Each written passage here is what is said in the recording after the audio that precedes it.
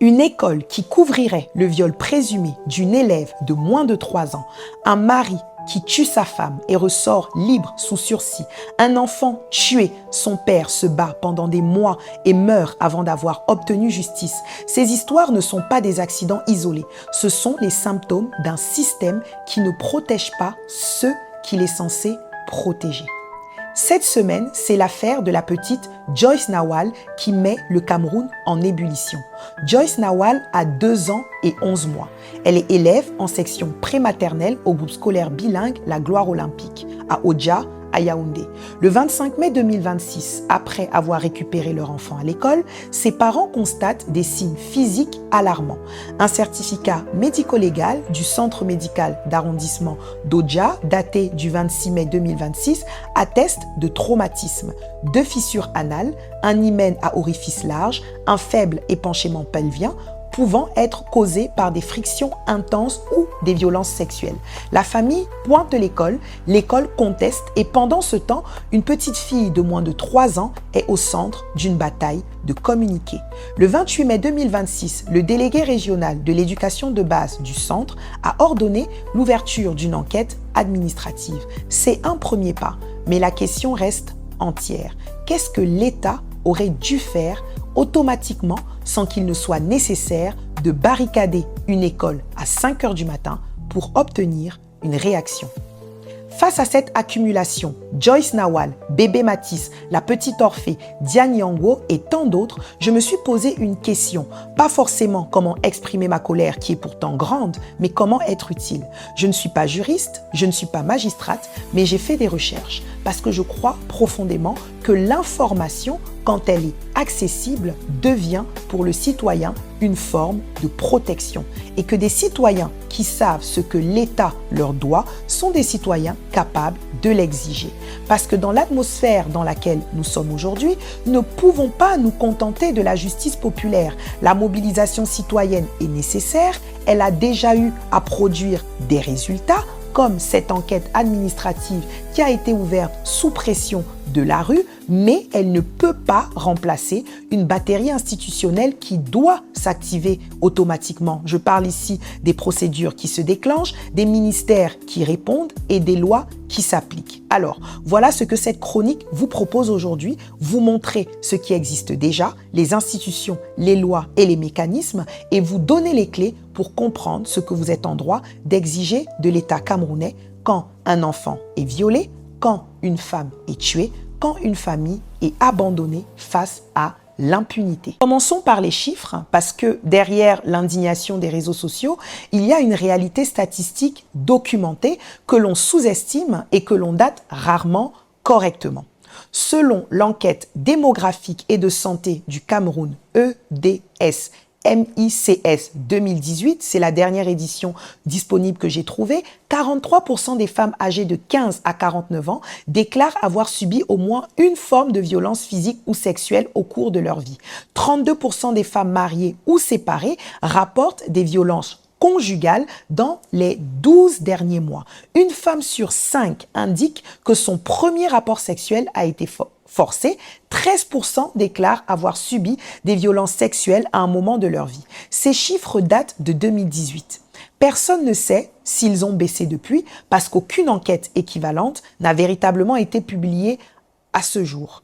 Sur les féminicides, selon les collectifs de société civile, 57 cas ont été recensés en 2023, 76 en 2024, une trajectoire haussière et ces chiffres sont probablement très en dessous de la réalité compte tenu de la sous-déclaration structurelle. Selon un rapport conjoint UNODC ONU Femmes publié en novembre 2025, 83 000 femmes et filles ont été tuées intentionnellement dans le monde, dont 50 000 par un partenaire ou un membre de la famille. Le Cameroun s'inscrit dans cette réalité. Sur les enfants, et c'est là que je veux m'arrêter parce que c'est précisément le sujet de cette semaine, selon une analyse documentaire publiée en avril 2025 dans le European Scientific Journal, couvrant la période de 2015 à 2024, les violences basées sur le genre en milieu scolaire au Cameroun constituent un problème structurel persistant. Et les filles sont les victimes prioritaire de ces violences sexuelles. Les viols, les disparitions, les abus en milieu familial ou scolaire, ces cas se multiplient et les signalements restent massivement en dessous des cas réels, non par manque de faits, mais par manque souvent de confiance dans les institutions auxquelles on devrait les signaler. Ces données existent, elles sont dans les rapports de l'INS, du MINPROF, de l'UNFPA, de l'UNICEF. Elles ne sont pas des hypothèses, elles sont le tableau de bord d'une crise que nous connaissons et que nous n'avons pas encore décidé de traiter à la hauteur de sa gravité. Et je dois le dire, l'État n'est pas sans outils. C'est très important de le dire. Et un citoyen qui ne connaît pas ce que l'État lui doit ne peut malheureusement pas le revendiquer. Premier pilier, le MINAS, le ministère des Affaires sociales. Il est statuairement responsable de la prévention, de l'assistance et de la protection des personnes socialement vulnérables. Il abrite une direction de la protection sociale de l'enfance, 10 délégations régionales et 58 délégations départementales. C'est lui qui est mandaté quand un enfant est victime d'abus ou de viol pour déclencher une réponse de protection, pour coordonner le suivi psychosocial et pour s'assurer que cet enfant ne retombe pas dans l'invisibilité. Deuxième pilier, le MINPROF, le ministère de la promotion de la femme et de la famille. Il est chargé de lutter contre les violences basées sur le genre, d'accompagner les victimes, de mener les campagnes de sensibilisation. Il dispose de centres de promotion de la femme et de la famille qui sont déployés dans plusieurs régions. Et d'ailleurs, en août 2025, il a publié une analyse situationnelle des violences basées sur le genre. Il sait ce qui se passe. La question est comment est-ce que ce ministère répond et quand?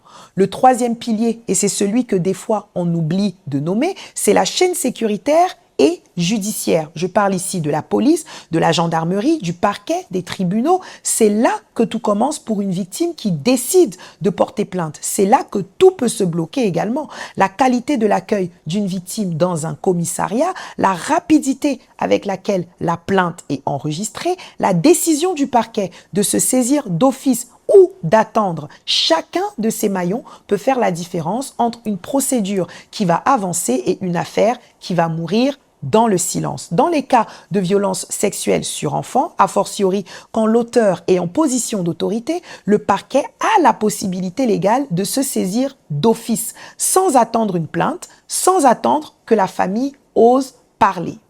Et j'ai envie de dire, il y a une quatrième dimension que l'on mentionne rarement. Il s'agit de la coordination entre ces différents piliers. La question qu'on peut se poser, c'est qui est le chef d'orchestre quand un enfant est une victime? Qui s'assure que le MINAS, le MINPROF, le parquet et les forces de l'ordre travaillent ensemble plutôt que chacun dans son couloir? Cette question de coordination interministérielle est l'une des failles les moins visibles et peut-être les plus coûteuses. Le cadre légal, lui aussi, existe. Et là encore, il faut le connaître pour pouvoir l'activer.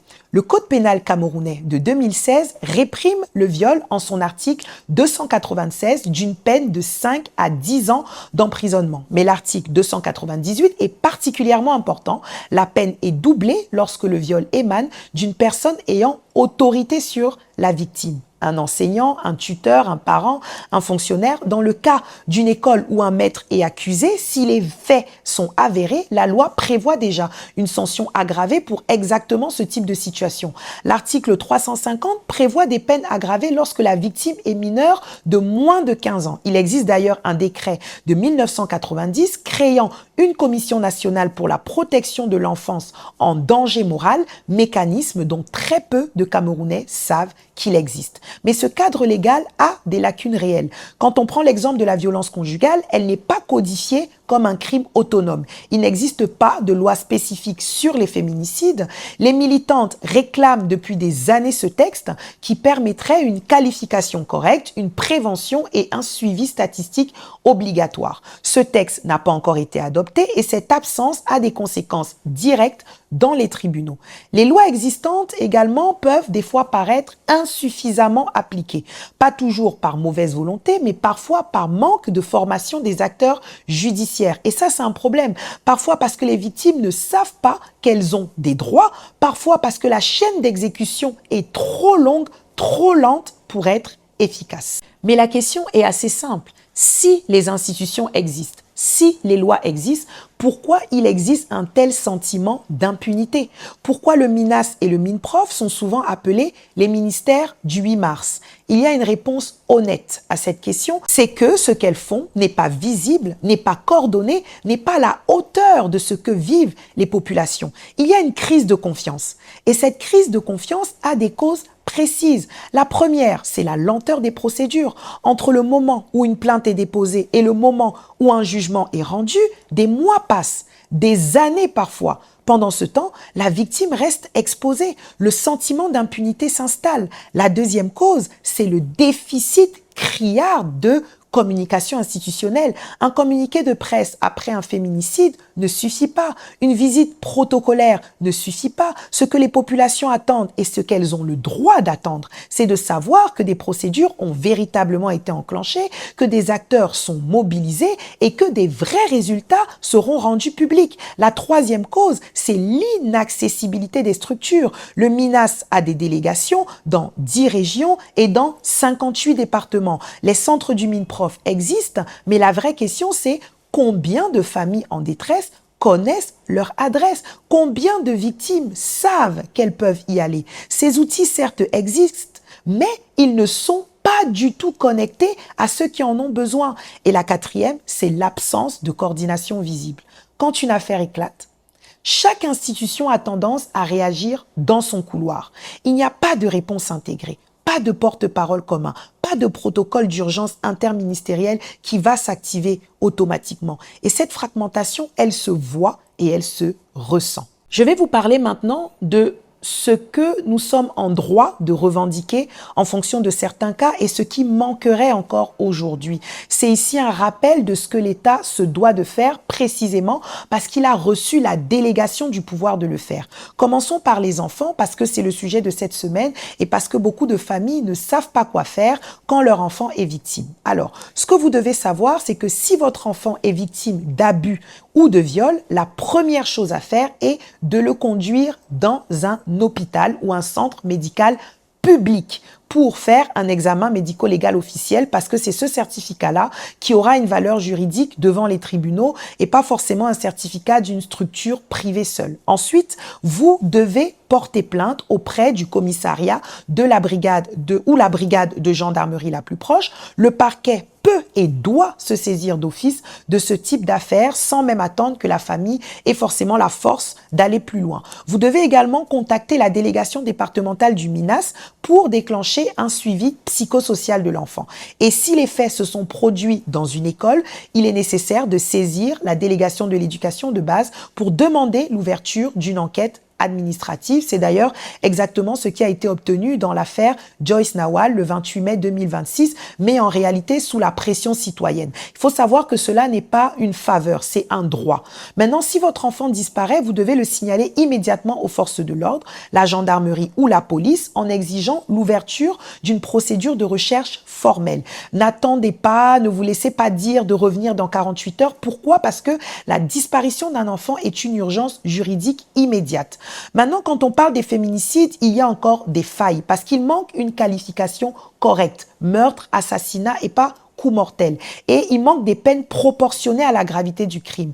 Il faut des forces de l'ordre qui sont formées à accueillir les victimes des violences conjugales sans jugement parce que, en réalité, c'est là que tout commence ou alors que tout s'arrête. Il manque également d'un mécanisme de suivi statistique public des féminicides qui pourrait être rendu accessible chaque année. Et à un niveau plus structurel, il manque également une loi spécifique sur les violences conjugales et les féminicides et la mise en place d'un protocole interministériel formalisé avec des structures mieux connues et mieux accessibles.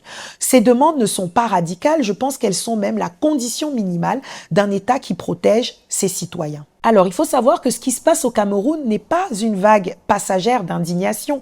C'est en réalité la visibilité, et je dirais même enfin, d'une réalité que les femmes et les enfants de ce pays portent depuis trop longtemps dans le silence. La protection des femmes et des enfants, ce n'est pas un sujet périphérique, c'est un indicateur de solidité institutionnelle. Elle est un marqueur de confiance citoyenne et une responsabilité fondamentale de l'État, pas une option, pas un bonus, pas un sujet de journée internationale. Les outils institutionnels existent. Les lois, elles sont certes imparfaites, lacunières, mais elles existent. Et ce qui doit changer, c'est la qualité de leur déploiement, c'est également leur accessibilité et je dirais même leur coordination. Et bien sûr, il faut une complétude du cadre légal là où il est encore insuffisant. Ces femmes et ces enfants ne demandent pas de la compassion. Ils ont droit à la protection. Et cette protection, c'est l'État qui la leur doit. Pas parce que l'État est bienveillant, mais parce que c'est sa mission fondamentale. L'enjeu ici n'est pas seulement judiciaire, mais l'enjeu est